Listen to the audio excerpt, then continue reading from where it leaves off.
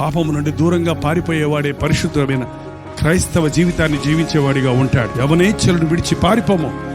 ప్రభువునకు ప్రార్థన చేయు వారితో కూడా నీతిని, ప్రేమను, సమాధానమును వెంటాడము అని దేవుని వాక్యం సెలవిస్తుంది. దేని వెనకాల నీ పరుగు? దేనికోసం నీ పరుగు? దేనికోసం నీ ఆరాటం?